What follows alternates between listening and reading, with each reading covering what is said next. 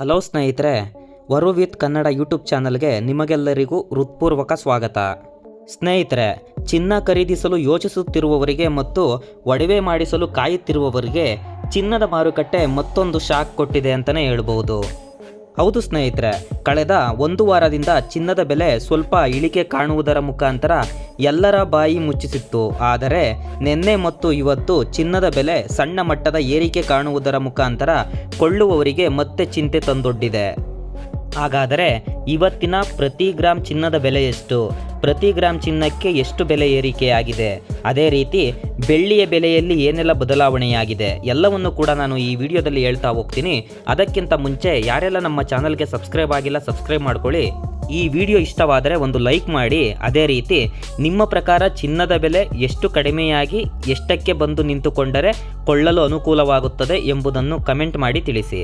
ಬನ್ನಿ ವಿಡಿಯೋ ಶುರು ಮಾಡೋಣ.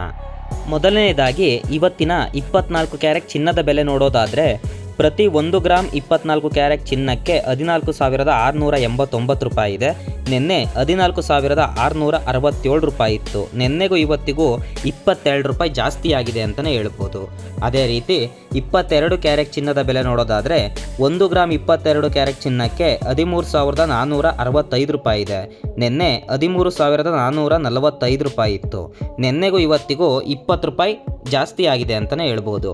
ಅದೇ ರೀತಿ 18 ಕ್ಯಾರೆಟ್ ಚಿನ್ನದ ಬೆಲೆ ನೋಡೋದಾದರೆ 1 ಗ್ರಾಮ್ 18 ಕ್ಯಾರೆಟ್ ಚಿನ್ನಕ್ಕೆ 11,017 ರೂಪಾಯಿ ಇದೆ. ನಿನ್ನೆ 11,000 ಇತ್ತು. ಅದೇ ರೀತಿ ನಿನ್ನೆಗೂ ಇವತ್ತಿಗೂ ಬರೀ 16 ರೂಪಾಯಿ ಪ್ರತಿ ಗ್ರಾಮ್ಗೆ ಜಾಸ್ತಿ ಆಗಿದೆ ಅಂತಲೇ ಹೇಳ್ಬೋದು. ಅದೇ ರೀತಿ ಬೆಳ್ಳಿಯ ಬೆಲೆ ನೋಡೋದಾದರೆ ಬೆಳ್ಳಿಯ ಬೆಲೆಯಲ್ಲಿ ಅಂಥ ಮಹತ್ವವಾದ ಬದಲಾವಣೆ ಏನಾಗಿಲ್ಲ.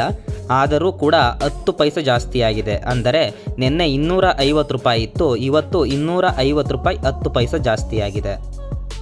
ಇದಿಷ್ಟು ಇವತ್ತಿನ ಬೆಂಗಳೂರು ಮಾರುಕಟ್ಟೆಯ ಚಿನ್ನ ಹಾಗೂ ಬೆಳ್ಳಿಯ ದರವಾಗಿರುತ್ತದೆ.